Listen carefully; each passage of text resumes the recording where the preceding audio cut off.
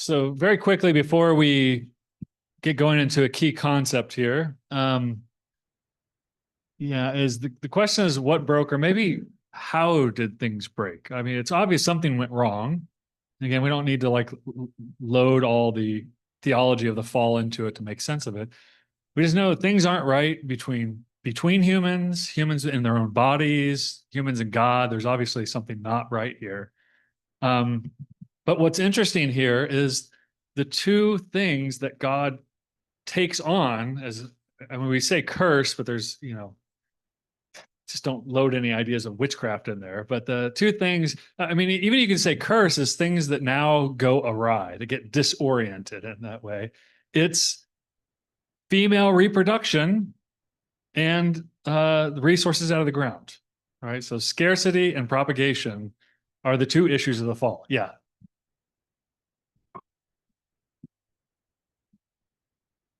I wouldn't call it female reproduction. I would call it human relationships. So it's a good distinction. I think those two are tied together intimately in the view of sexuality. So, and I'm cheating because I'm going all the way to Leviticus and Deuteronomy in that, but that is a line that's developed. What is it about sexuality that is required or not? I think we talked about this last time.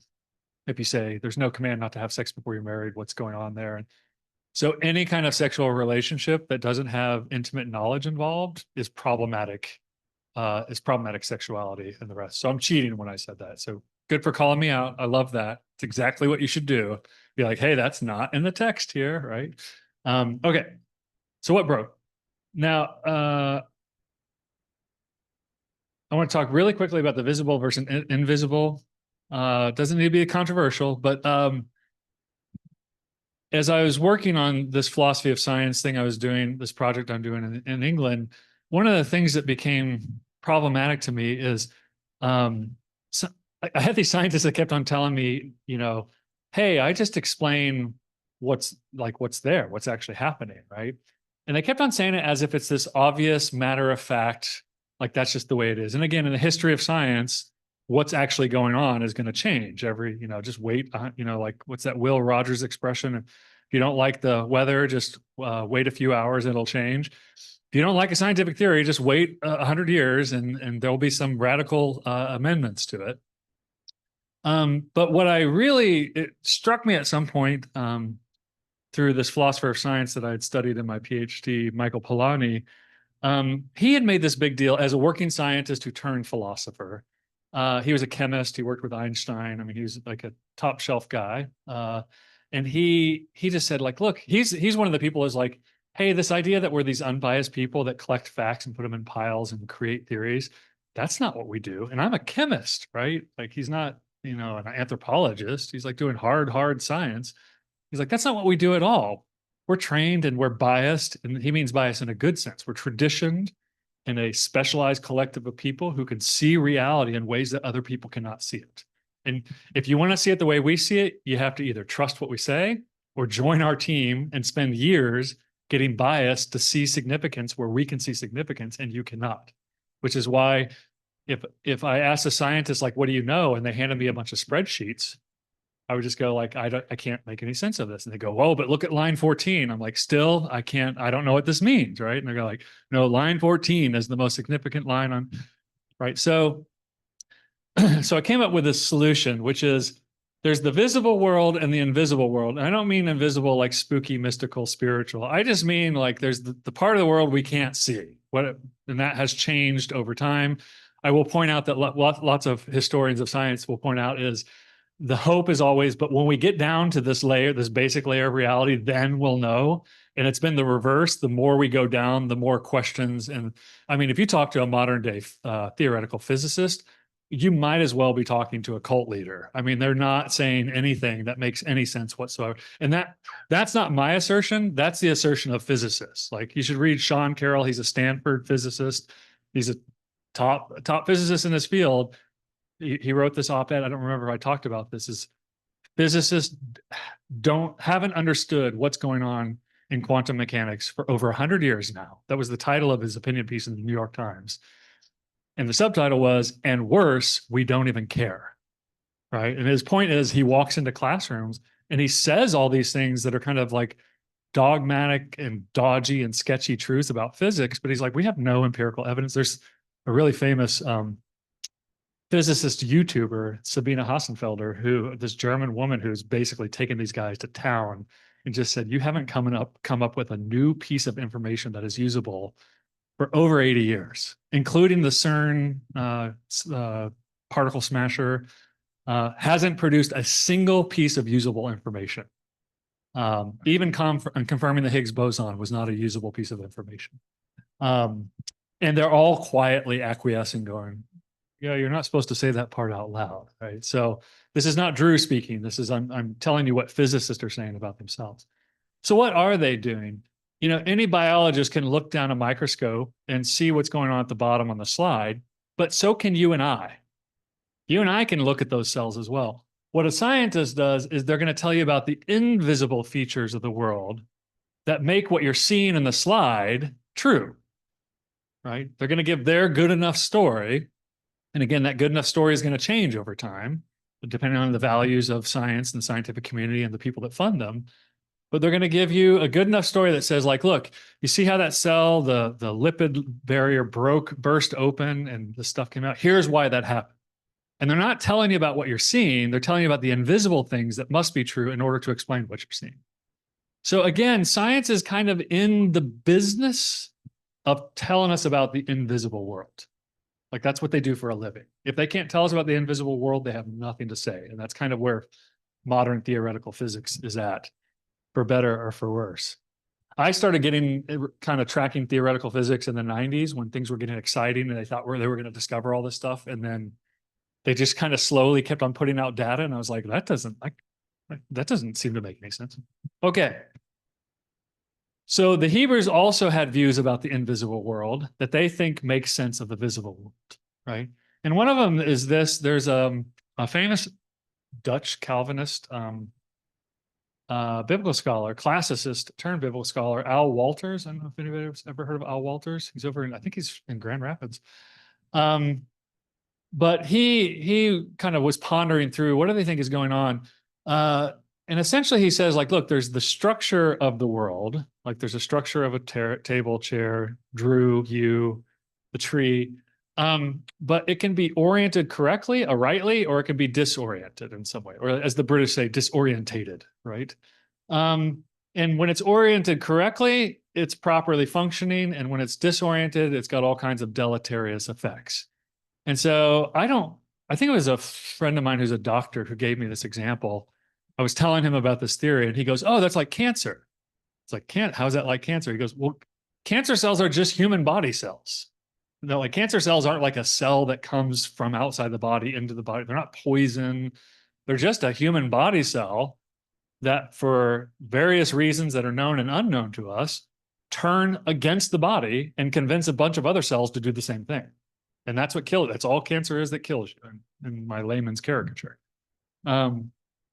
So he thought that this is a really good illustration of this principle, is that the structure is good, but the direction can be cancerous, poisonous, disadvantageous. In the same way you could say, a piece of paper by itself is good structure. It's a good creation because God created things that are made. It's made with creation, innovativeness, ingenuity. It can be used to write a love note to my wife. It can be used to write a racist, to make a racist sign to throw in people's face, right? It can go either way. Same thing with the dirt. So in Genesis, I think what we see in Genesis 2 and 3 and 4, actually all the way up through the Noah account, you see the dirt can be good. It starts out as good. And then when the moral behavior of the humans turns dirt against them, right? So it goes from fecund or fruitful to infertile. And then it's not until after the flood where it actually gets turned back to like useful. But even then it's not fully useful. They have to work the dirt in order to make it work. Now you're saying, wow, Dru, you're pulling out a lot from those few sentences, right? And part of it is we're just trying to figure out, like, what do they think happened in the world, right? So it's not just the dirt that broke, like the woman's relationship to her own body somehow broke. It's toilsome in the same way that man's labor is toilsome. And I should point out, labor is not gendered in the Bible, right? So women work just physically as much as men do. So they have, the only time their tasks are differentiated is when it's an issue of strength. Bigger rocks have to be lifted by the women, but other than that, and men don't know how to do everything in the homestead in the ancient and Iron Age Israel. Women do know how to do everything, because when the men go off to war, the women actually have to make sure the whole thing is running. Just like during World War II, women flew more airplanes than men did during World War II, because the men were off at war. So somebody had to fly those planes over to Europe so the guys could take them into combat. Okay. So where am I pulling this from? I could point to a lot of places. Let me take you to the most obvious place where it just says it directly, and that's Deuteronomy 28. And it begins, and you might think this metaphor, fruitful or fruitfulness, it sounds very common, like may your womb be fruitful. But in the Hebrew Bible, this metaphor is used very sparingly. And so when it shows up, it almost always has a creational angle to it in some way. And you'll see here that it has a very creational angle. So, okay, chapter 28 of Deuteronomy, this is the warnings to the kids who are going to go up into the land of Canaan. And if you listeningly listen to the voice of Yahweh your God, remember Genesis 3, it's because you listened to the wrong voice. So if you listen to Yahweh your God, being careful to do all of his commandments that I command you here today, Yahweh your God will set you high above all the nations of the earth, and all of these blessings shall come upon you and overtake you. That actually is a forceful metaphor in the Hebrew, like almost like they're going to hunt you down. These blessings are going to hunt you down and overtake you. Blessed shall you be in the city. Blessed shall you be in the field. Blessed shall be the womb, the fruit of your womb, the fruit of your dirt, Adamah there, the fruit of your cattle, the increase of your herds, the young of your flock. Blessed shall be your basket and your kneading bowl. Blessed shall you be when you come in, and blessed shall you be when you go out. And then more blessings. And then verse 15, right? So you get all these blessings. And then verse 15 starts a very, very long series of curses, right? So you're going to say like, well, what makes the difference between the blessing and the curse? What is the blessing and the curse? And you'll notice something about the curses.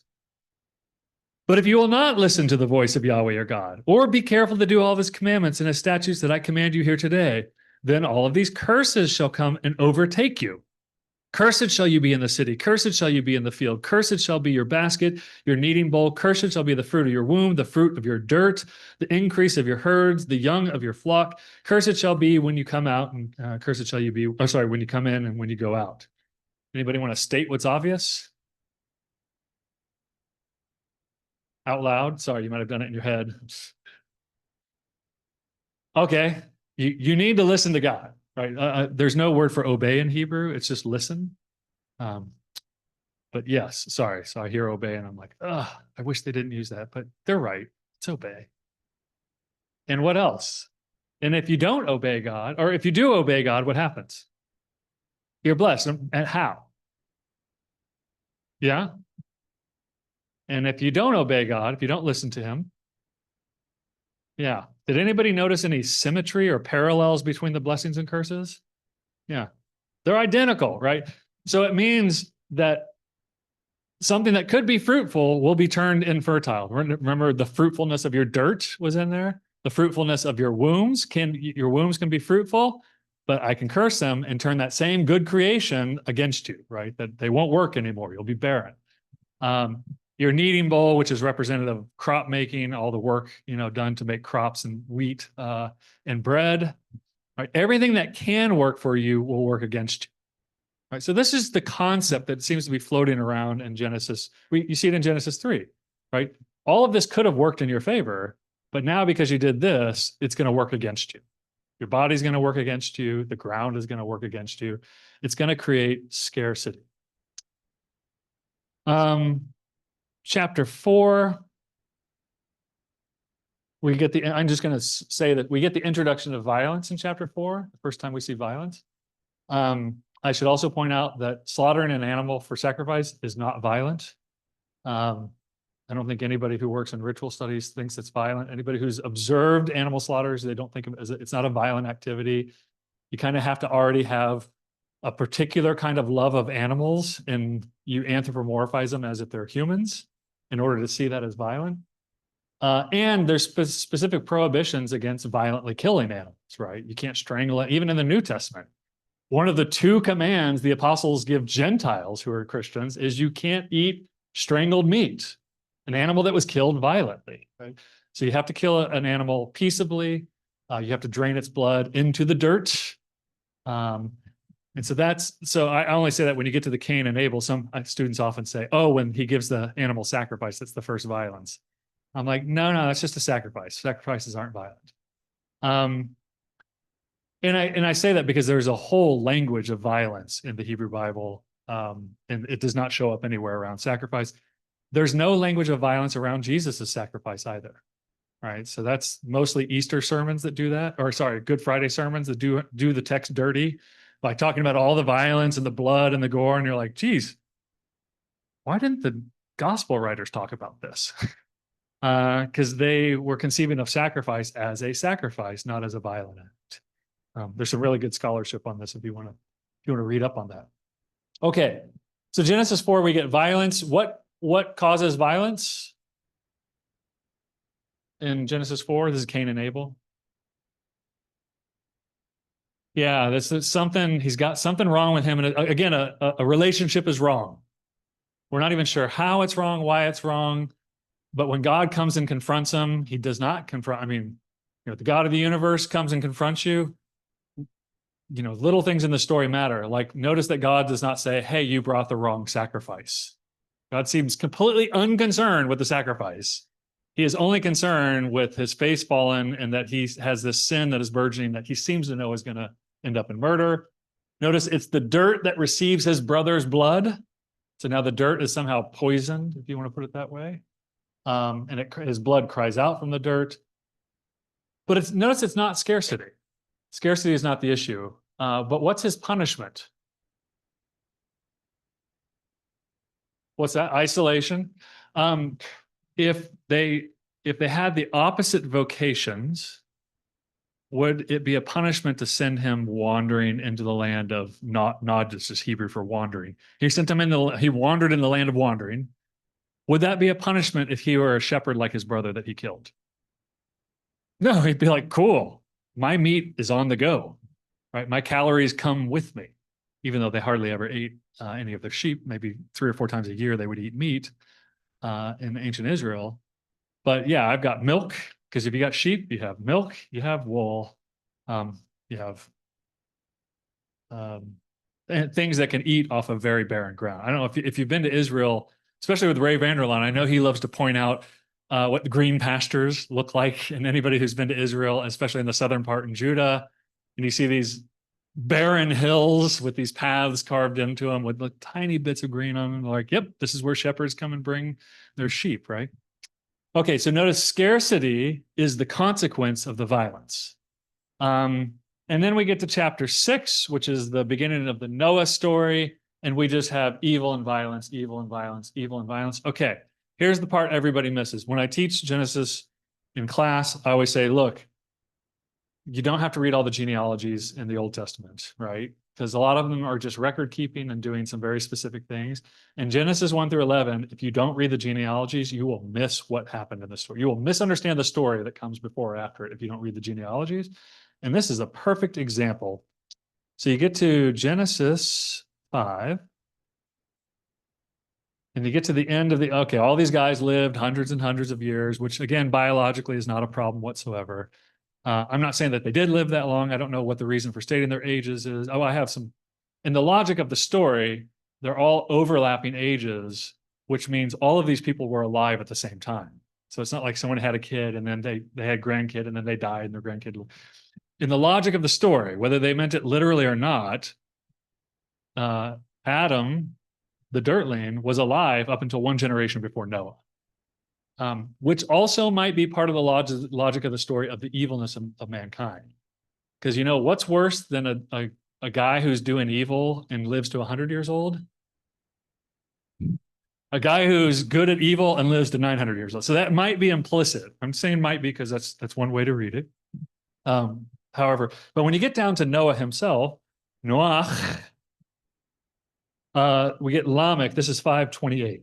When Lamech had lived 182 years, he fathered a son and called his name Noach, saying, out of the dirt that Yahweh has cursed, look at that. He calls straight back to the garden.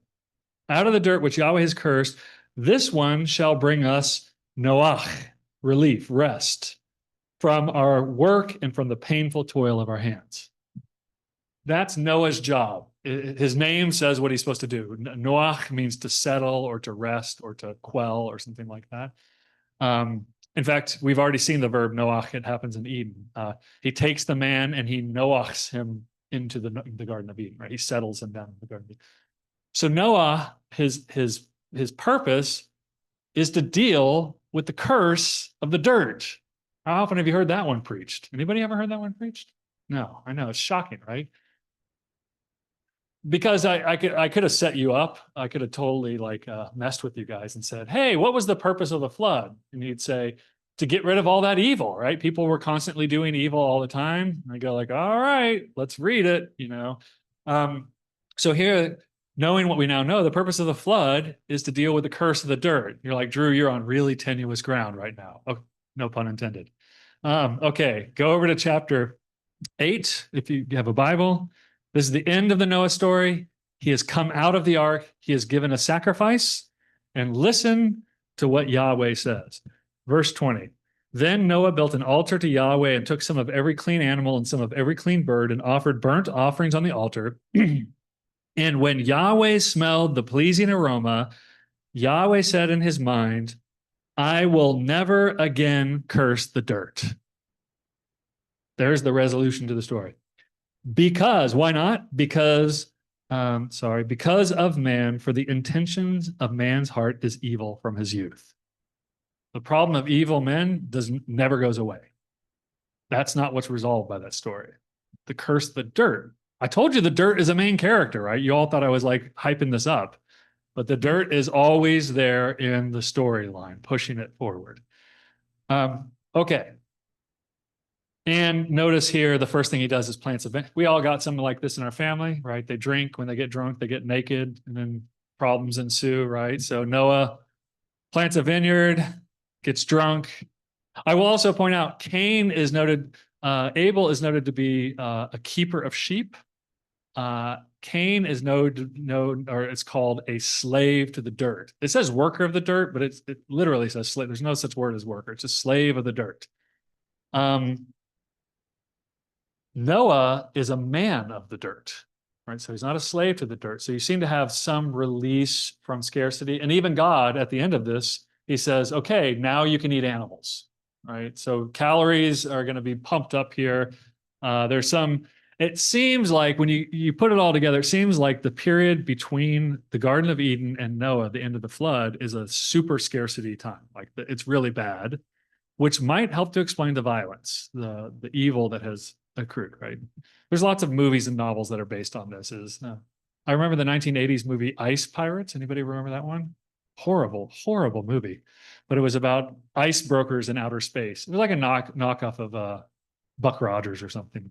But it was because ice was the commodity that nobody could get. And so the ice pirates stole ice from the Federation. So maybe something like that is going on. All right. That's scarcity. We could talk about Genesis 9, again, is dealing directly with the issue of scarcity. Genesis 11, this is the Tower of Babel, or the city of Babel, I should say. The tower is just a shiny object in the story.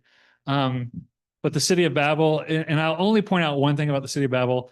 If you lived in Mesopotamia, you would know exactly why they stopped, why Ham's descendants, so it's not the whole world, right? It's just descendants from Ham, which you get from the genealogy right before that.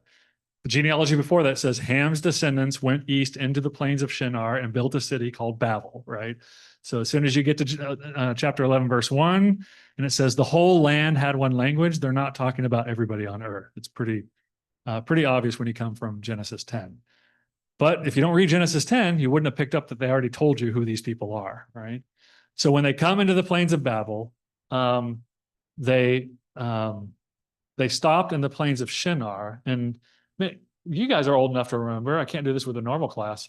Remember when Saddam Hussein, he hated the Shia Muslims, what he did to punish them before the Second War broke out? How he tried to starve them out? He drained the plains of Shinar. He drained the swamp, literally. It has since they've refilled it. They've basically naturally refilled it, and it's back apparently almost back to what it was before.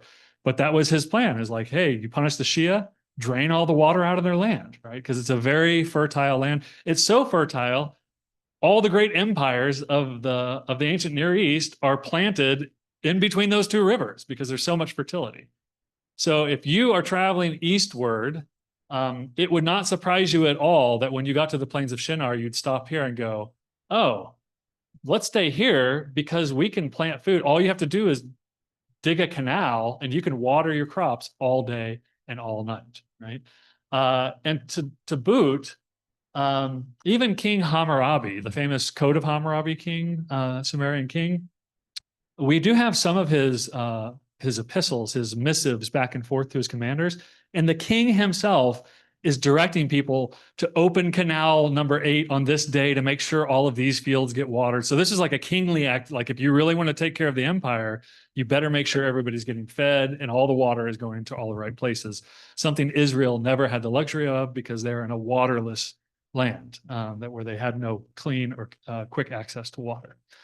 The other thing too is it's not a tower. I know we've all seen the beautiful Renaissance paintings of the Tower of Babel, but it's actually called a Migdal, which is where the Mary Magdalene, it's where her name comes from. Migdal is, by tower, it means something about as tall as this table, maybe 2 tables stacked up. It's in other places, it's called a watchtower over your vineyards, a watchtower over your fields. You basically watch for, you hire a poor person to stand in there and watch for animals or somebody stealing crops. Now, according to Hebrew law, they can eat from the outside, right? They should always provide food from the outside of your fields, but if they came into the inside of your fields, you can drive them out. So even the term used for the Tower of Babel is not the fortification term. It's actually an agrarian term, a watchtower over your crops. So it seems to indicate that scarcity is in the mind of the people who stopped there, and scarcity is in the mind of the people who built the city. And why did they build a city? Because they could be protected and they would become famous. And look, like that song, You're So Vain, you probably think the song is about you, which every time I hear it, I'm like, but the song is about him. Like, does she not know that? What, is there a deeper joke that I'm not getting here? They wanted their name to be famous, right? And here we are in 2025 still talking about these people. So be careful of what you wish for. All right. Now, all I've wanted to do is basically say everywhere along these seminal stories that, you know, when cultures are trying to tell the stories they think are most important, including today, remember that science story about the survival of the friendliness? They're going to tell you a creation story. Here's how it was in the very beginning. Here's how things came to be the way they are now. And here are the implications for us now if that's true. Right? If those things are true, then that has direct implications for our lives today. And when we read through Genesis 1 through 11, which is considered, you know, it's called the primeval history. It's a weird set of text in that the rest of Genesis doesn't read like Genesis 1 through, I mean, if you're just reading through in the Hebrew, it reads, even in the English, it reads very differently.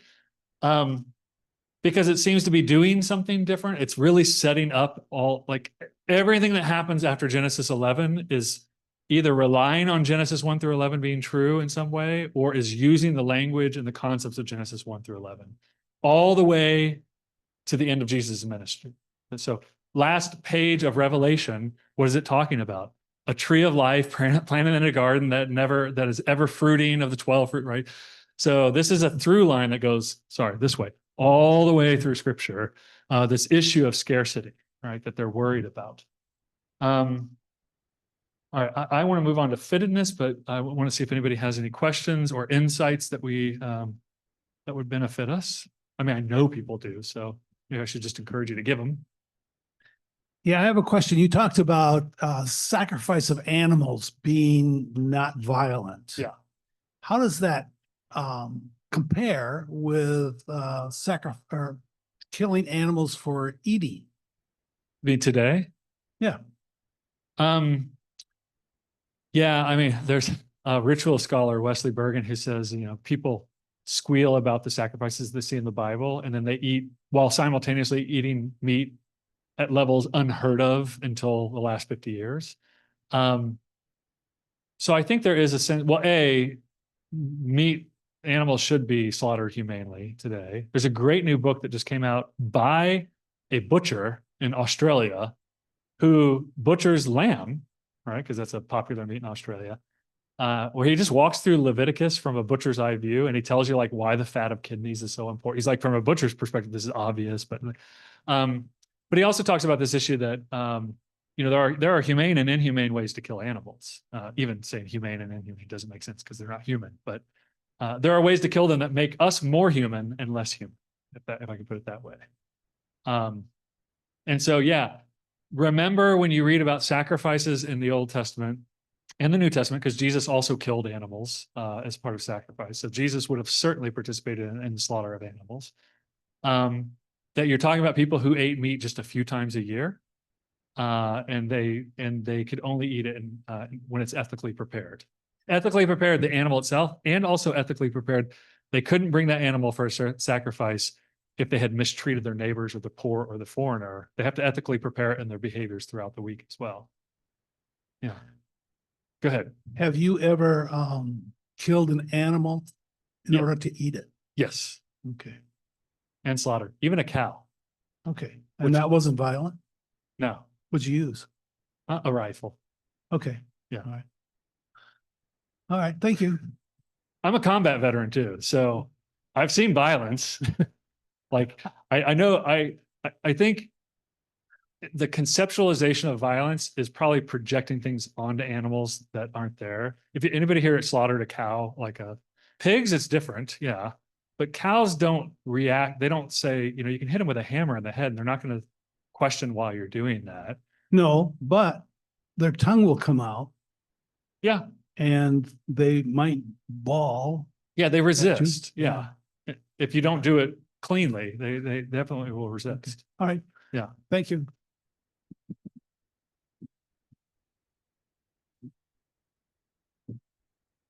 I'm wondering to what extent, or perhaps not at all, does the dating of biblical texts influence all of this? For example, if the Tanakh, not the Tanakh, if the Torah Yeah. were post-exilic, Yeah. would it be literature that would explain why things are the way they are and why we do what we do? I mean, Yeah. I'm not sold on that. I'm just curious about it. Yeah, it would certainly color what we would say about it. I think the soberly honest answer to that is nobody knows how old these texts are. And people who claim, like Ecclesiastes, anybody who claims to know doesn't know. And they have no evidence outside of the text itself. So and I work with Egyptologists and Assyriologists, and they think this dating of the Hebrew, this various dating of the Hebrew Bible, they think it's the weirdest thing they've ever seen. So nobody in ancient Near Eastern studies does this with text, except for Hebrew Bible people. So, as you've cited, I mean, you have people who will say Genesis is some of the most ancient parts of the Bible. You have some that'll say that was the part that was written the very last. The introduction was written after the paper was done, right? Kind of thing. I think there are now linguistic reasons to believe. There's some new research, and AI has actually helped with this to show that the language actually probably goes in one direction. The classical biblical Hebrew and the Torah is the older, and there's good reasons to believe that. And that you have things like in the Old Testament, and especially in Exodus, you have a ton of Egyptian loanwords. When you get into the Kings and the exilic period, there are very few Egyptian loanwords that aren't from the older period, but there's a lot of Persian loanwords. So it's kind of like what you would expect if they moved from Egypt into Persia eventually. So they're all abductive, large kind of grand arguments about these things, and people love to fight about them. If I could just say one commendation is, if you just take it as this is the intellectual collection that Jesus works with, right? By the time we get on to 200 years before Jesus, this is the collection of text We don't know how they were collected or what priorities led to certain ones being included, other ones not. But this is what we get. And that in and of itself could be a worthwhile project. Just a historical project. Yeah. Any other questions before we move on to fittedness? Yeah. Speaking of that, would Corinthians perhaps be later than Malachi? Would that be the last book of Hebrew or not? Corinthians in the New Testament? I'm not Corinthians, Okay. Chronicles, excuse me. Chronicles, it could be. Chronicles is the oddball, right? It's the really puzzling one that I don't even know where to put it in the, yeah. Okay. So I think most prophets scholars will say Malachi is your best candidate for a later text. Some people will put Daniel in the Hellenistic period, 200 years before Jesus. Yeah. And you know, there are some decent reasons for doing that, and there are some flimsy reasons for doing that. So, yes. So that's why I just say Iron Age Israel, because I think that's the safest bet. And I think and again, this is just from reading it over and over and thinking through this question, like what is going on here?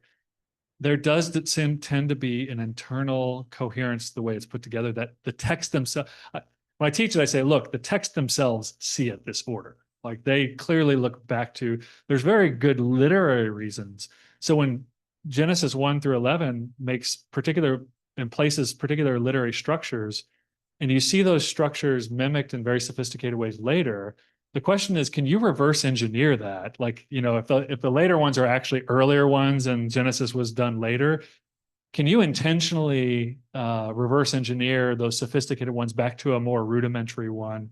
Like when you read it, it tends to go from more rudimentary to more sophisticated, like what they call metaleptical uses of the text. So it just feels like it moves that way. Now, a really sophisticated author, like a really sharp person who had plenty of parchment and time and databases available to them so they could make all these connections, it could happen. I just have to point out that there's a lot of debate in the Old Testament scholarship community. And this is where I think scientists just have us outpaced in so many ways, is if it's a good theory, it should explain more rather than less. That's how science takes that theory, right? So we have these source theories, and I say theories because there was a theory, then there's a few theories, and there are modifications of the theories. And now there's something like, I don't know, somebody counted like 900 different source theories now. And so now you're going, oh, I'm with Ed Greenstein's source theory, or no, I'm with Benjamin Summers' source theory, I'm with this person. And nobody can agree, and they all have different explanations about the same text. So you have 1,000 different explanations for the same thing. So that should tell you something right there with how steady and stable these theories are. I'm not saying that they're not right or there's something fundamentally flawed. It's just they don't do what you hope a good theory would do, which is explain and simplify rather than make everything way more complicated. And some of them create Rube Goldberg-like devices to explain too. That's one of the things where I get really nervous. So in my work, I use actually signal detection theory, because you're like, well, how are you not part of this trap? Because you know, my old neuropsychology or my cognitive psychology class, we learned signal detection theory. Like, how do you give a good probability for a hit? This thing that you think should happen is happening. How do you correctly reject things that are not the thing that you think it is? How do you avoid false positives? You know, like a pregnancy test, you really want to avoid false positives, right? And you definitely want to make hits, and you can account for misses where you didn't spot the thing that you're trying to do. So I have kind of like signal to noise ratio. Here's the thing I'm looking for, and you may say, well, why didn't you include this text? And I can say, well, here's exactly why I didn't include that text, because it didn't meet the criteria that I thought were well established in this other text. And so maybe that is a good text, but I'm not going to explore it in this account because it doesn't meet the criteria. I find that I'm one of the few people who does that. To a level where we're like, there are people out there who do it, but it's, I wish there were more. And I have to review, and, you know, I have to examine PhDs all the time where I'm just like, so what were your criteria? How did you include, and how did you choose to include and exclude things? Okay, fittedness. And notice I have a sacrifice here, as you're like, well, that's an odd graphic to go with fittedness. But it kind of captures everything, which is this view that that you fit in the land as long as you listen to Yahweh and do what Yahweh instructs you to do, follow his guidance, then you can live long in the land, right? That's the goal, is to live long in the land, die peaceably, and then go into Sheol, and then later ideas of resurrection are going to come up there. But fitness to the land, which is what we just talked about, is the sacrifice has to match the rest of the community, right? So Amos very famously says, I despise your offerings. I hate your songs. Away with the noise of your singing, right? But let justice roll, right? You're like, well, what is he so angry about? Well, if you go back before that, he's saying, hey, you guys are prostituting your children. You're exploiting the poor. You're grinding the poor into the dust. You're doing all the things that Egypt did to you that I told you not to do, or I was going to kill you all.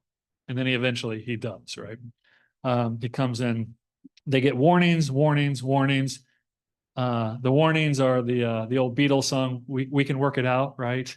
So the prophets will come and be like, we can work this out. You guys can pull it together, right? We can do this. Come on, yay team.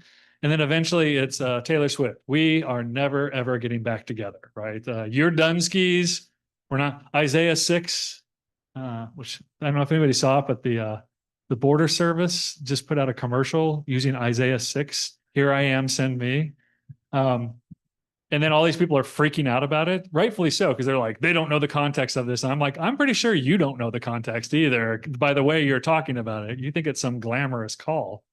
Okay, so what makes somebody fit is your sacrifices that allow you to be near to God. The word for sacrifice, korban, is actually, it's from karev, which means to come close, to come near. So it's literally your nearness bringing thing. That's what a sacrifice is.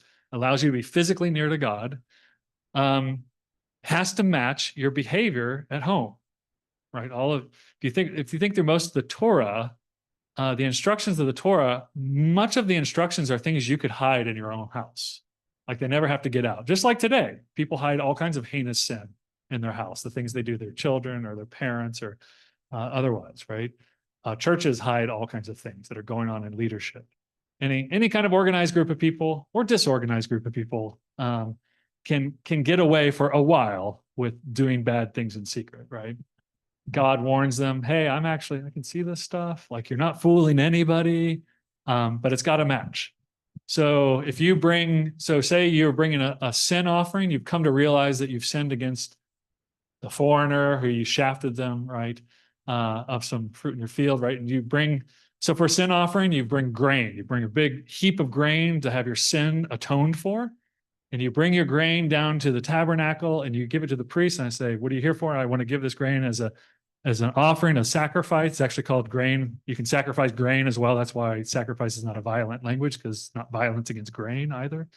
You can sacrifice your grain, but the priest could say, this isn't in the Bible, I'm making this up, but I think they could say, hey, the field which you got this grain from, did you leave the edges of that field for the poor as Yahweh commanded you to do? And if they said, no, that's too much. I need all that grain to make it through the winter. Then if I were the priest, I'd be like, I'm not taking this to the altar. No way, Jose, right? Because the life in the homestead is not matching the life here. The other thing that's important to talk when we talk about fittedness is when it comes to the morality and the ethics of the Torah, which again, I'm saying the Torah because Jesus just gives the exact same morality and ethics in all of his teaching. He doesn't change any of it. But when it comes to the morality of the Torah, it's not an individual sport.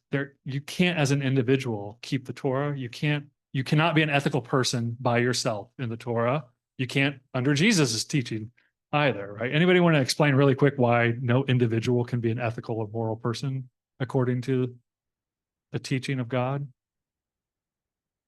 Was that a hand? No. Yeah, it's social, right? Like, if one of your main jobs is to maintain justice and not to exploit people in systems of injustice, this is Nehemiah 5, right? He shows up and people have created exploitative systems. Well, you can't create an exploitative system by yourself, right? You need a team. You need complicity. Sodom and Gomorrah, it wasn't one person that was raping people in public. It was all the men to the last man, the whole town. It's an exhaustive description in Genesis 22. It's complicity that's the problem, right? So anytime somebody's trying to reduce biblical teaching, especially Jesus's teaching, down to an individual moral ethic, you already know you've gone wrong. You've gone outside of where Jesus was headed. So when we talk about fittedness, it's a team sport. Or we could say it this way. Morality in scripture is more like soccer than tennis, right? You are as moral as the weakest person on your team, right? Or maybe there's just, you got to bring it up to a base level of, hey, we're not exploiting people. Like that would be good. Could we just not exploit people? And the consequence of some kind of disobeying the instruction of God, even in the garden, right? It's not one person, it's two people who become complicit, right? So even there's complicity. The consequence is you no longer fit the place. You're not fit to this environment anymore, and you have to go. Okay, so let's think really quickly. Genesis 1, do we have any concepts of fittedness, that things are fitted to their environment appropriately? You can think of God creates the heavens, the land, the seas, and what's below the seas. And then he creates, my favorite phrase, creeping things that creep along the dirt. Winged birds of the air, which by the way is a weird phrase even in Hebrew. If you ever see winged birds of the air, that's a callback to Genesis. And what else does he make? Beasts of the field. Yeah. So is there any notion of fittedness in that creation account? Yeah. God gives them clothes, which God makes because they need the clothes now that they are sinful. Yeah. Okay. You jumped to Genesis 2 on us there. Yeah. Okay, sorry. It's okay. Genesis 1, though. And again, he makes them clothes of skin, which is not depicted as there's no violence involved. So I'm just pointing out everywhere that violence isn't involved in places that we would expect it to be. Simply by God pronouncing good, that seems to me to imply fittedness. Okay. Yeah, good. If he said, okay, this is okay, you'd be like, there's some misfit here. There's some misalignment. And then at the end, it's very good.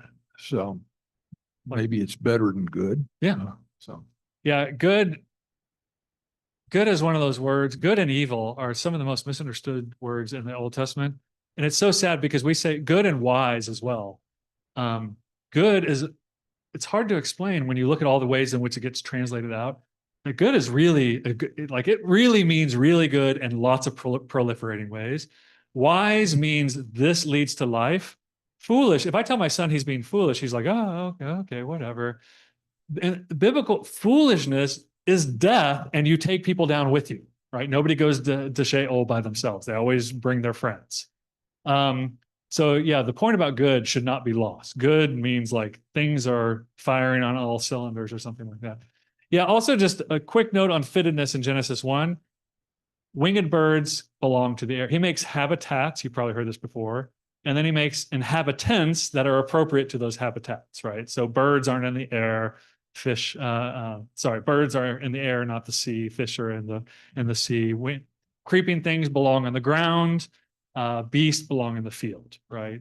So this idea that things belong everywhere, and then that's good. That's the way it's supposed to be. If we can put it in Cornelius Plantinga's. I don't know if you know Cornelius Plantinga's book. He's in Grand Rapids, but Not the Way It's Supposed to Be is fantastic. That was a mind-bending book for me in a good way. Genesis 2, do they fit to the garden?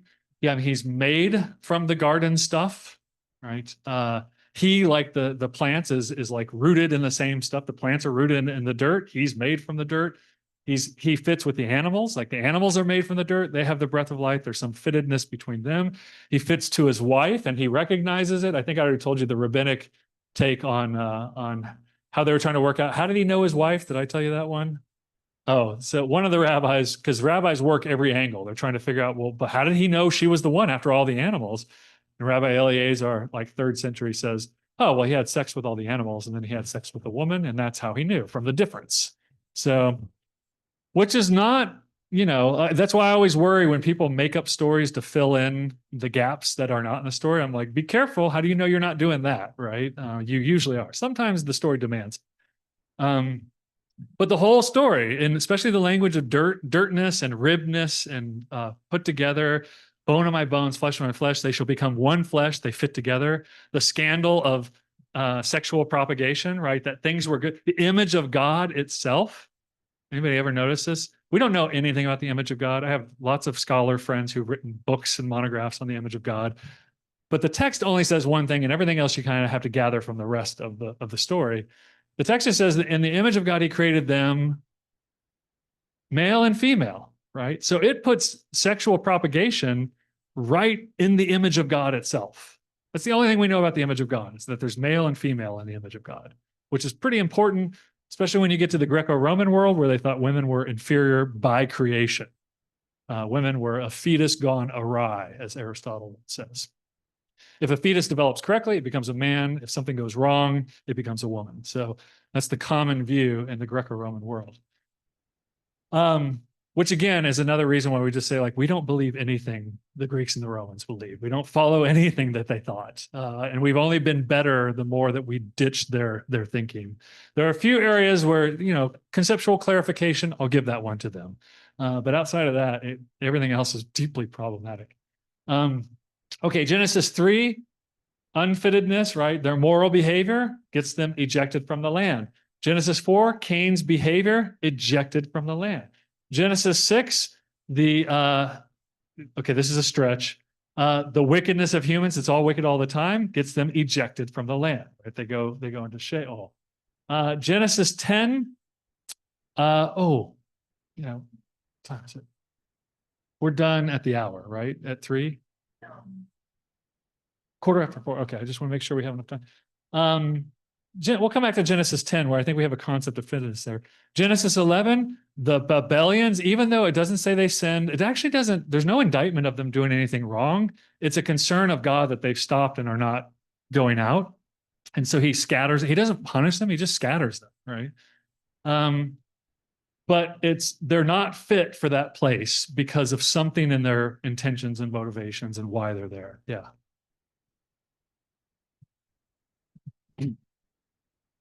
Wondering, because you referenced Plantinga's book, wondering how the concept of shalom, which Plantinga characterizes as universal flourishing, wondering how that fits into this whole concept of scarcity and fittedness and what did we just talk about? Yeah, I think it's overlapping. I think, Okay. and Plantinga is pals with Al Walterstorff, not Walterstorff, but Al Nick Walters, Well, who wrote that book on the structure and direction, okay. the orientation and misorientation.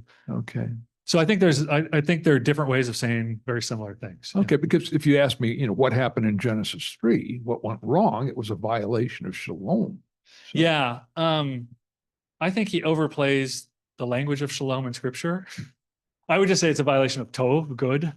What you originally pointed to, I think is probably, that's me being nerdy in particular, that's not anything against what he said. Okay, in Genesis 11, they're not fit. And I do want to point out in Genesis 10, again, this is a genealogy where if you didn't pay attention to the genealogy, kind of the next story looks weird. So in Genesis 10, and the only genealogies that's worth reading here is Ham. Ham is the cursed son of Noah. We'll just set aside why he's cursed and all that stuff. He's the problem child for whatever reason. And he has the children Cush, Egypt, Put, and Canaan. And then Nimrod, his child, goes on to establish his kingdom. The beginning of Nimrod's kingdom was Babel, Erech, Akkad, Calneh in the land of Shinar, right? So if you say, who built Babel in the land of Shinar? Genesis 10 tells you directly. It's the sons of Nimrod, who is the sons of Ham, moved east in the land. So that's who you're looking at in Genesis 11. And then at the end of one of these, this is what I'm really interested in here, this issue of fittedness.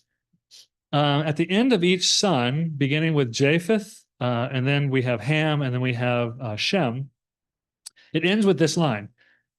From these, the coastland people spread out into their lands, each with his own language, by their clans and in their nations. And then for Ham, it says more simply, these are their clans, their languages, their lands, and their nations. And then for Shem, it says, these are the sons of Shem by their clans, their languages, their lands, and their nations. Now, there is a hidden premise to that. So, especially since we're getting ready to read about languages of one of those particular groups, the one subset of the sons of Ham, what's the concept of language diversity already in the text from the genealogy before you read about Babel? What do they believe about the diversity of languages? Whoever wrote this genealogy.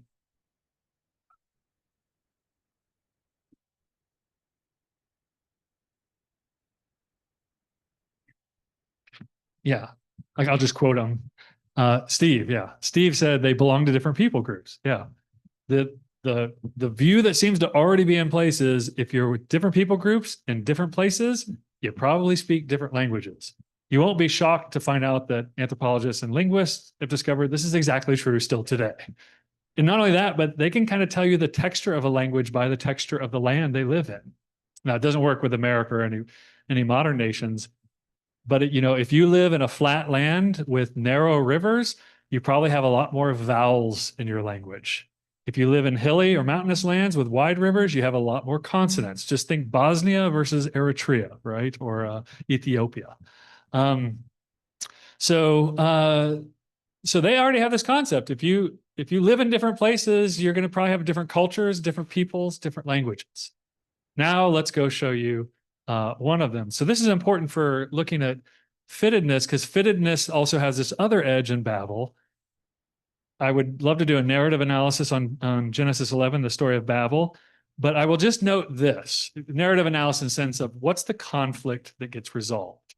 If you're talking about any story in scripture or modern story today, if you can't say here is the problem or weird thing that has to be resolved, by the time you get to the end of the story, Hansel and Gretel have to end up in the oven, right? Or that's how the Germans resolved it, right?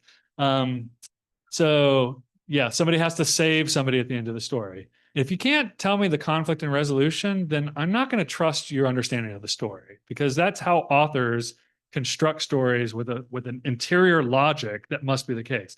So if you tell me the problem of a story is Dru just won the $1 billion jackpot or whatever, lotto, then the resolution has to do with whatever happens to me in light of that jackpot lotto, right? If you say the resolution is aliens came to the planet and killed the president, you're like, well, that's not a story. That doesn't make any sense, right?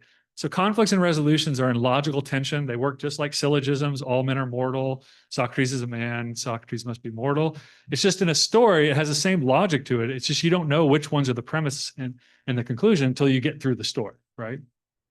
So here, and this is why if I do things like say, well, what's the story of Babel about? I'm just going to get a bunch of waxes and glosses on it of things you heard or thought about it, right? And if I say, well, what's the conflict and resolution?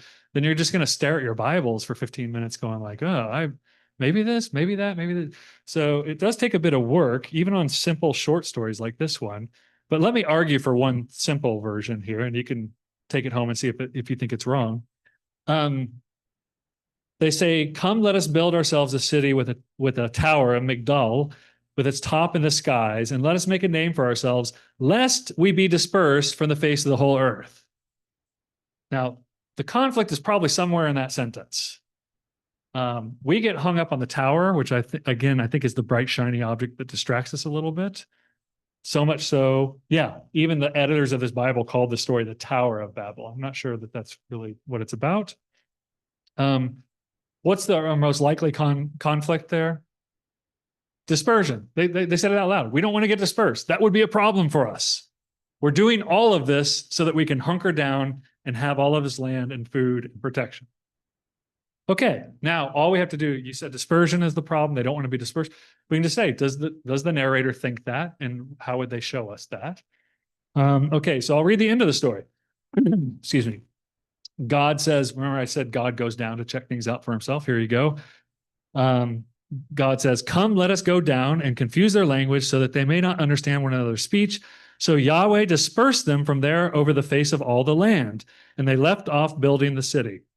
Therefore, its name was called Babel, because Yahweh confused the languages of all the land. And from there, Yahweh dispersed them over the face of all the land. Now, in biblical studies, when you get a repetition of the exact same phrase, we usually go, that's their way of highlighting, right?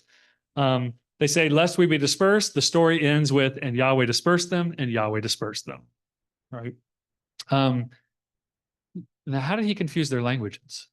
Like mechanically, like the physics of it, how did he confuse their language? Because we assume these sons of Nimrod, who had one language when they're building the city, they now later are going to have multiple languages between them as they too split up into different clans and different places and different. So how did God confuse the languages? Well, maybe I should ask you this. How did you used to think?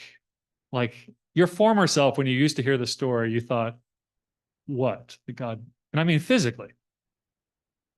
Because God's a physical God who acts physically in the world. Okay, but how? She said they couldn't understand each other. Yeah. Brought in foreigners from afar that confused the languages. So all of Okay. a sudden they were foreigners and they brought languages. Okay. Where are you getting the foreigners from? That's a good question in the Old Testament. You have foreigners turning up all the time and you don't Yeah. know where they came from. Well, I was thinking more in the sense of it says he scattered them, which indicates the opposite direction. Yeah. Well, when they built the towers so high, why you said the original tower was only as high as a table. But- They want to go all the way up to the sky with their Right. tower, which indicates seeing farther away. So they're afraid of the enemies farther away. They're getting more and more scared of more and more enemies, more and more far away. And then So they had sex with all the animals. Right in here to actually mix people up and then dispersion happens or Yeah. thing like that. Yeah. So notice that was a long, they had sex with all the animals story to fill in the gap.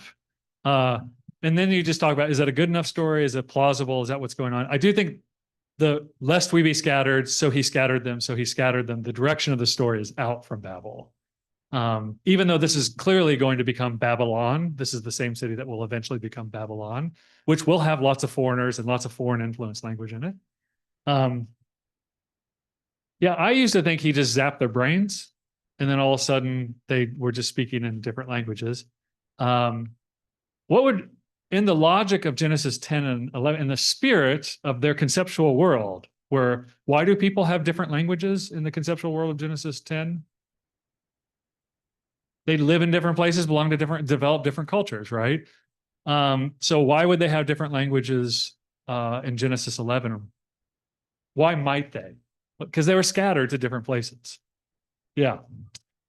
Yeah. So rather than maybe seeing this as kind of some like direct intervention on their tongues and their brains, maybe it just means what it says, which is people have different languages when they live in different places. These people do not want to live in different places. The narrator clearly tells us the resolution to the story is God sent them all to different places, which means they're going to develop, even if they start out with the same language, check with them in 100 years and they will develop different languages. Yeah. And the need for defense is right there alongside all of this, right? Scarcity and security are always tied right next to each other in this land. Yeah, they don't want to, you hear this later in the Israelites, we don't want to become prey to the predators that live in this land, right? So there's a constant concern. So even here, that's why I kind of paused on this concept of fittedness, is they weren't fit to that area of Babel because of their intentions. And they're scattered, which has this effect of creating diversity, right? Like this idea of diversity of languages. And I'm trying to show you, if you just read with the grain, the conceptual grain, things I think clarify without needing extra things to add in to explain them. Now, I will have to point out, you have this, New Testament scholars will always tell you, and I think they're right, it's interesting that if you take a map of all the children of Ham, where they're from in the ancient world, and you lay that on a map of Acts 2, when you talk about the Jews that were gathered from all of these different places, there is a lot of very interesting overlap. We have a story about language diversity and unification of language. And there's also a lot of interesting things about unification and diversity of language. Even when we get into the new heavens and new earth, God doesn't say, and now you will all speak Esperanto. Remember that language? Remember that catastrophic fail? No, he says every tribe, every language, every people, every nation, right? Like you bring in your cultural and linguistic diversity into the new heavens, new earth, not where you're homogenized into milk, but where you maintain those distinctives, right? Otherwise, the whole story of the new heavens, new earth doesn't even make any sense. So fittedness is not necessarily related to national boundaries, languages, those kinds of things. Although obviously the biblical authors are not opposed at all to national boundaries or those maintaining kingdoms and that kind of stuff. Okay.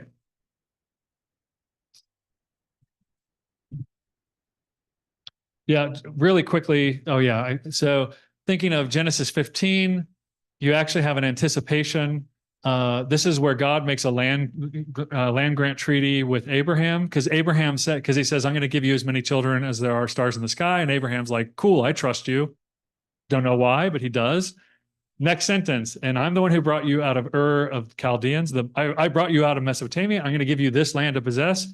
His response is, how can I know that you're going to give me this land? He doesn't trust him, right? And so then he does this weird, what looks to us like a weird land grant treaty, but for them it would be like signing a mortgage. But he's in the land of the Amorites where there's clearly a lot of wickedness going on, right? People are not treating each other well. And he says, you're going to come back and dispossess these people. You're going to take this land because their evil isn't done yet, right? So you're getting kind of this throwback to Noah, right? That the wickedness ruins the dirt. In fact, in the Noah story, it literally says that the evil, you could translate it, does violence to the dirt or it ruins the dirt itself. It ruins the land. Sodom and Gomorrah, right? So now we're getting these extreme cases where when you get a whole village of men who are willing to come publicly sexually assault a foreigner because they're vulnerable and they enter that village, then there's probably, I'm going to guess there were other problems in the village besides that, right? So it uses a very extreme example of an indication of something completely turned. So they are no longer fit, right? So they are relieved of their duty in that land through a death sentence from God himself. And the same thing happens in Canaan in the book of Joshua, which interestingly, the book of Joshua has no language of violence in it either. It all comes in Leviticus. So if you're reading Joshua trying to figure out why God wants all these people dead, good luck, it won't tell you, right? Or you have to pick it up through very discrete statements. All of the indictments against those people about prostituting their daughters, crushing the poor, killing their children, mistreating animals, mistreating trees, all the indictments are from the Torah, earlier in the Torah. But the outcome is the same. Some of those cities in Canaan are unfit for the land, which means they have to be divinely punished. God kills them. But most of the people in Canaan, God just drives them out. And then eventually, because of Israel's faithlessness, he leaves them in. And then the new heavens, new earth, Isaiah 66. I love these motifs of the new heavens, new earth. And again, what's new about the new heavens and new earth? If you're a modern American, we hear the word new and we think of brand new, or like, I broke a lamp, I'm going to go to IKEA and buy a new one. Wait, do you guys have IKEA around? You guys know IKEA though, right? Yeah. I'm going to go to whatever the store is and buy a new lamp, right? That's a very recent ability to conceptualize the world and like, I broke something, I'm going to get a brand new one, right? So new probably almost always refers to something like the renewal of something, the repair. You know, my grandfather, again, Depression era, I remember him, I was living with him over a summer, him absolutely blasting this mechanic because the mechanic was saying, well, it'd be cheaper just to replace the carburetor than to rebuild it. And he's like, why wouldn't you just rebuild it? And he actually grabbed the carburetor out of the guy's hand and said, I'll take it home and rebuild it myself. You know, and he was just incensed. He's like, replace it. I don't care. I was like, it's cheaper. He's like, I don't care. It's cheaper. You don't do that. Good for him. Now I look back. Yeah.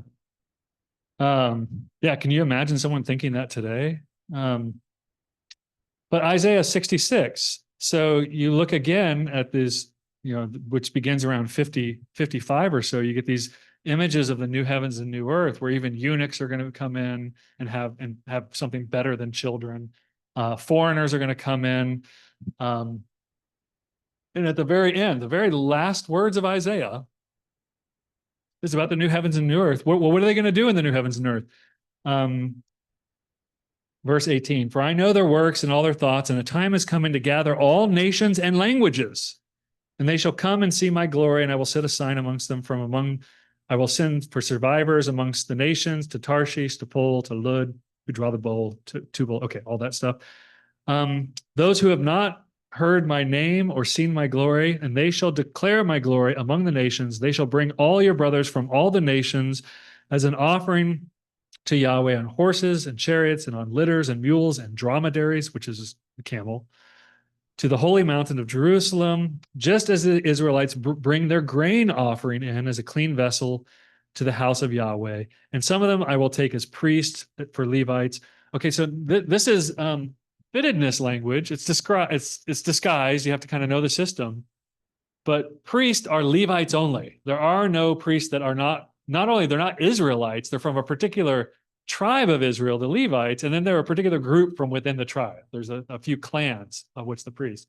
And he's saying, I'm going to bring in foreigners to become priests in the temple. So this is this would be mind-blowing. For as the new heavens and the new earth, or the renewed heavens and earth that I make shall remain before me, says Yahweh, so shall your offspring and your name remain from new moon to new moon, Sabbath to Sabbath. All flesh shall come and worship before me. That would be the best place to stop Isaiah. But there's two more sentences. And what will they do in the new heavens and new earth? They shall go out and look upon the dead bodies of the men who have rebelled against me.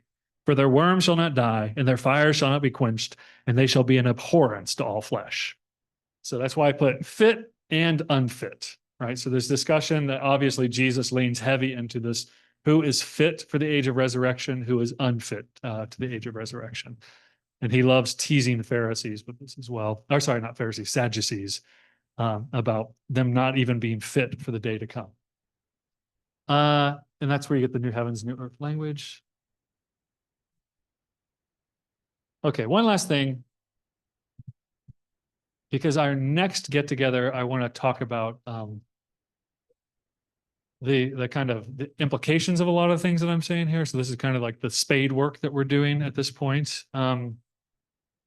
Is maybe I'll go back and say, okay, scarcity. What do they think about scarcity? Well, maybe I ask you. You leave here today and someone says, what did you guys talk about in that class? Well, we talked about scarcity. Yeah, what about it? Okay, what would you say? I hate the word biblical, but if we say like the biblical view of the view of scarcity, what are they doing with scarcity? Why do they think it's important? Okay, you need resources to live. And what's the put it in a narrative. What's the conflict of scarcity that is being resolved?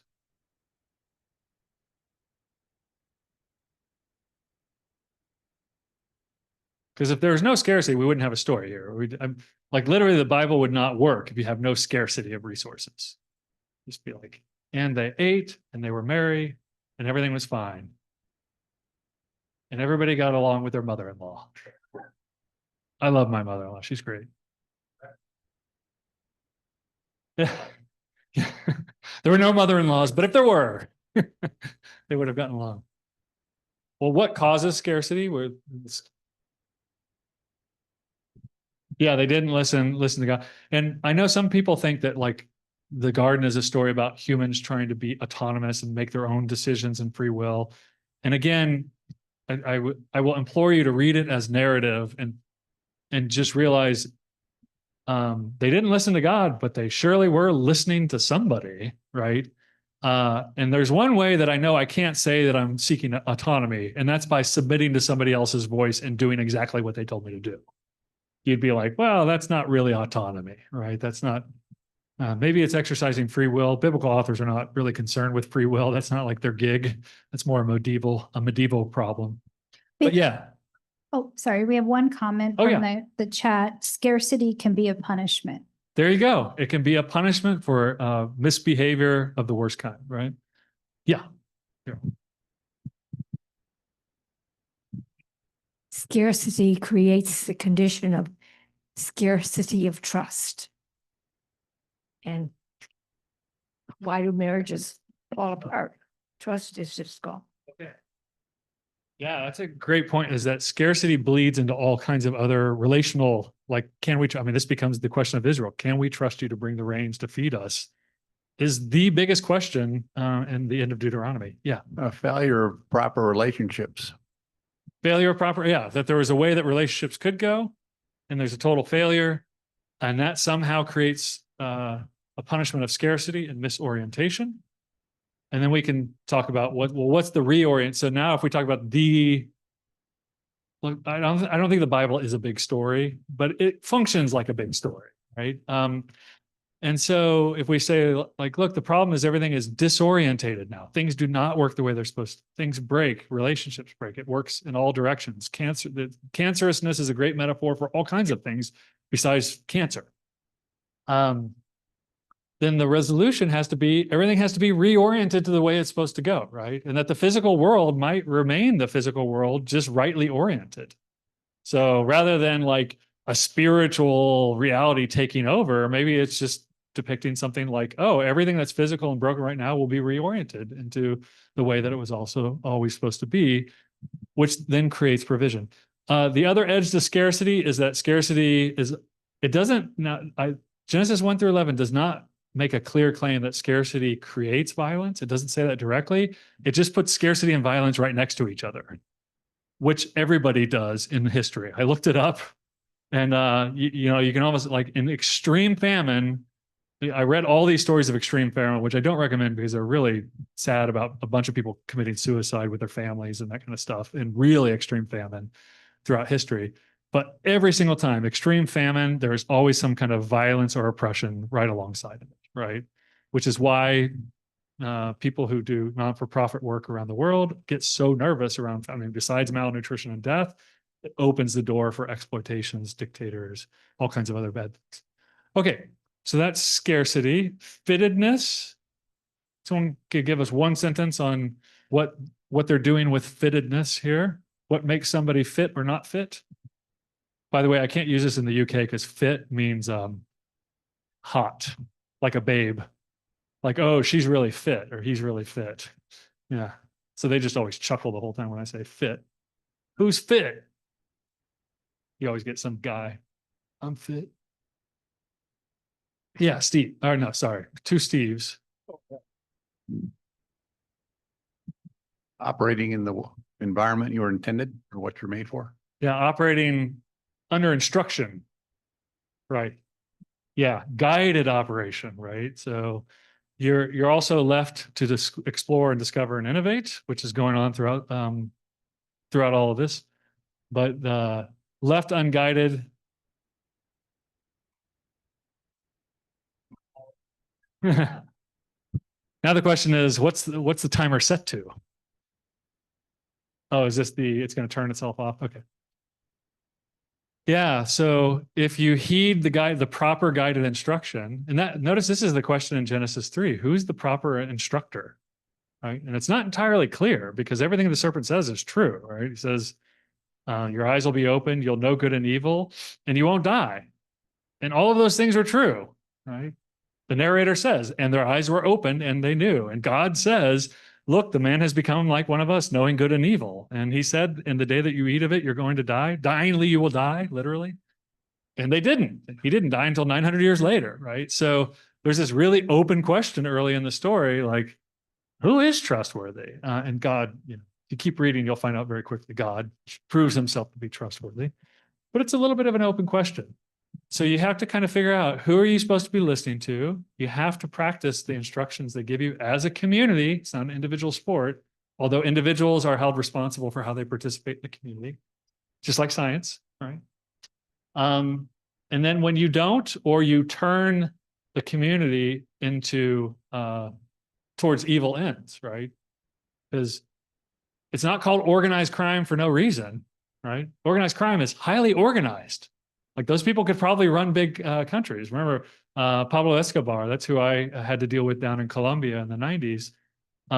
He ran a tight ship, that guy. Supposedly Forbes once said that if he paid taxes, he would have been considered the richest man in the world when he was alive, right? So he took all the instruments of management and production and prospering and those kinds of things, and he twisted them and made others complicit. He was the cancer. Okay, so let's then look at propagation. And there's one simple concept that actually I had never thought about it until I started doing this research. And then it became so obvious I couldn't understand why I had never thought of this before, which is Christians like to talk about procreation. Notice I put a dog next to the baby because some people have dogs and treat them as if they're their children, which is really weird to me. Because honestly, they're just like a pet until you need them and they're meat, right? Like, if the apocalypse comes, you can always eat them. But you can't with your baby, right? And I know because the Old Testament has a few stories about eating babies, right? Okay, so we think about a man's and a woman's ability to procreate, and that's a lot in American policy and politics. There's a lot of discussion around who has the right to procreate, under what conditions, who has the right to terminate procreation, fertility discussions, right? So, and I think it's a little bit of caricature, right? I think, as I tell my kids when they were in that, like, I don't even want kids phase. And my wife would always say, they'd say, people say that because we adopted 2 children before we accidentally had biological children. So they're all accidents, just some outsourced to Guatemala.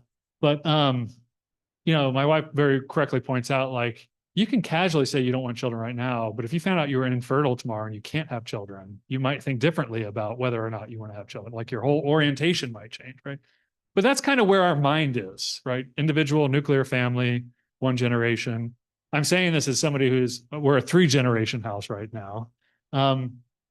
In scripture, you will find from the genealogies in Genesis 5 and going past, is the thinking of the people is not about their children. I mean, obviously they care about their children. Well, some of them do. Abraham sometimes, Isaac, yeah. Jacob, really, it's unclear how much he cares about his children. But they're looking down the line to progeny. And what I mean by progeny is your descendants whom you will never meet, but that's who you're thinking about when you're making decisions today.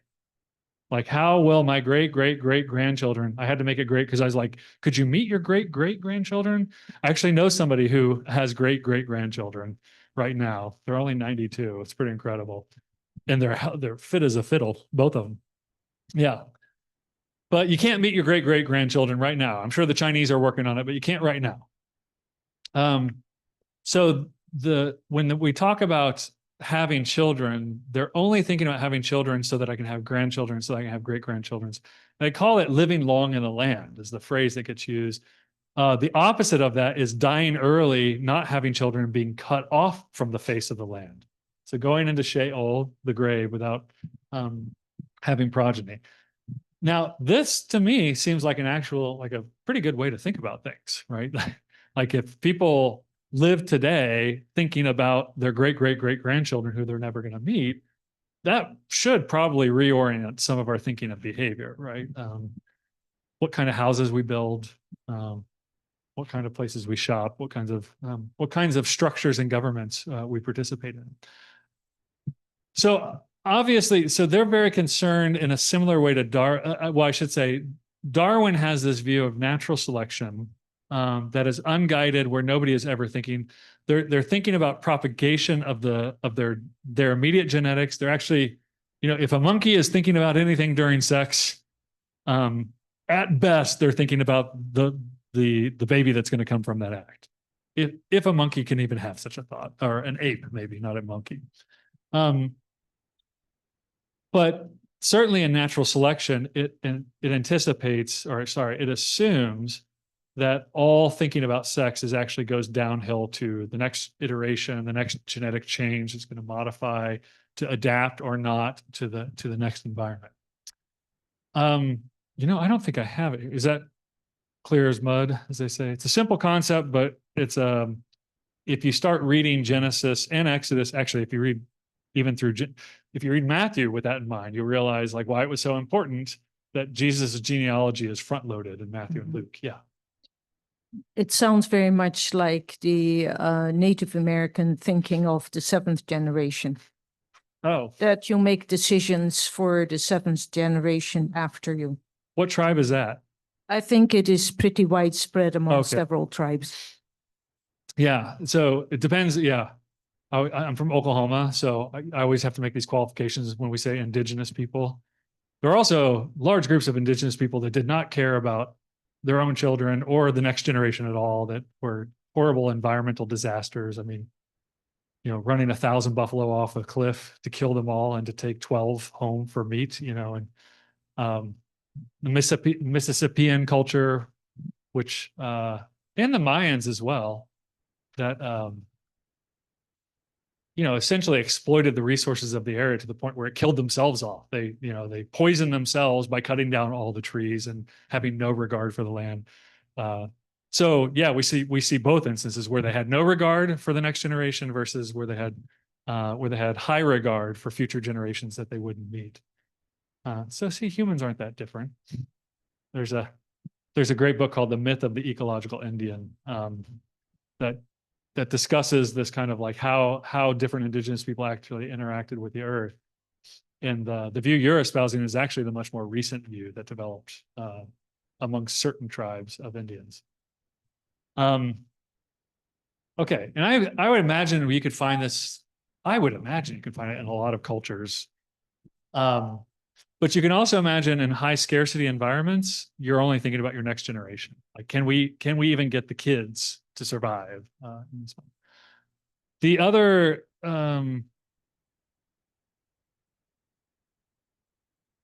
thing, which I don't have a graphic of, but you've probably seen it, Darwin drew in his notebook what he called, no lie, the tree of life.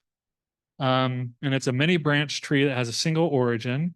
And he drew it to point out that, species will differentiate, and then, but some of them will die off because they don't fit. They're not fit to their environment in the scarce situation. And then some go on to survive, right? Now, if you just think about that concept alone, like that you have a multi-branching or organic system in which some things get pruned off entirely because they don't fit or they're not right for the job or whatever.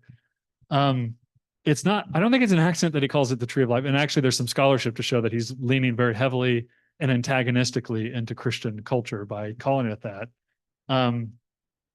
But also I don't think he probably realized that he is actually animating a concept in scripture, which, so if you read Genesis, actually if you read all of the Old Testament, but certainly if you think of something like the 12 tribes of Israel, which that's a complicated matter, how the 12 are worked out. And you think the 12 tribes of Israel come through sexual relationship with 4 different women, right? And Jacob even gets prostituted out by his wife at one point, right? At the cost of mandrakes. And who actually persists on? So there's Leah, the unloved wife, the one he didn't mean to marry and have sex with. And then there's Rachel, the one he really wanted. And then there's the servants between them that create kids, went through surrogacy along the way. And then you just ask questions like, well, which kids survived into the days of Jesus? Like what tribes, those are the heads of the tribes of Israel. Which ones are the ones that were like still around?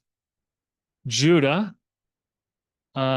Benjamin, which we only know from the New Testament from Paul, which again is not a flex. If you know what Benjamin did, that would be humiliating to say you were from the tribe of Benjamin, because they tried to publicly rape men in their village. Levi, the priest, you got to have the priest. They're in Judah, so the Judahites. We find out from Anna, the prophetess, that she's descended from the tribe of Asher, right? Yeah. But you're like, where are the other tribes? So again, it's a little more complicated than I'm making it out to be, but essentially 10 of those tribes died off and the rest were kind of folded into Judah, and then Levi was always separate because they're the priesthood. So there's a very easy way that when you're reading across with this kind of God is creating this manifold tree of tribes, and certain ones are getting cut off, and they're getting cut off because of their moral behavior, right? And Judah is being included, and this is where it becomes really problematic. Judah is being included. Levi you have to have because of the priest, but Judah is moral as immoral as any of them, right? You have King David comes from the line of Judah. Saul comes from the line of Benjamin, which is again very problematic morally. But David, I mean, think about David for a second. Like he's not a good dude, right? Forget about the Bathsheba incident. Take that out of the equation completely, right? He is doing really, I mean, he's committing genocides in villages in order just to rob them of their treasures, right? He has a ton of wives. He breaks every rule for future kings in Israel in Deuteronomy 17. These are things the kings must do, and these are things they can't do. He breaks every single one of them. Saul doesn't break a single one of them, right? Saul is actually the only one that follows Deuteronomy 17. So you have this weird situation where David, who is a highly flawed, that's even saying it very politely, in some way he's a heinous person that I don't think any of us would want to be friends with, or it would be a ministry to be friends with David. Let's just put it that way. Who is so messed up that on his deathbed, he usurps God's authority, fraudulently appoints Solomon as the next king, which he had no right to do. Well, actually, he was connived into it by his wife and the prophet. And then orders hits on people and tells his son, hey, go kill these people because I said I wouldn't kill them, but I didn't say you wouldn't kill them. Like, that's his last act as a king, right? Just a horrible person. And he's the one through whom Judah propagates, right? So the line of Judah is kind of protected through his eternal kingship. Okay, we are out of time. Maybe we'll start with where does propagation show up in 2 weeks. And we'll just kind of go through each one of these and make sure we're clear. Propagation, not procreation, but propagation is in the mind or is embedded in these texts as an important concept. And then in 2 weeks when we come back, we will just try to put it all together with something usable in the New Testament as well and see how this is still a concern in the New Testament and how it has some relevance and impact in our lives. I don't want to overprop it. Some relevance. And maybe you could provide some of that too by going ahead and thinking about like, okay, New Testament, does Jesus talk about scarcity? Does he talk about propagation, multiplication of disciples or something like that? What are the conditions? What's similar? What's different? That kind of thing. Okay. All right. Thanks to those who are online. Love the question. Keep them coming.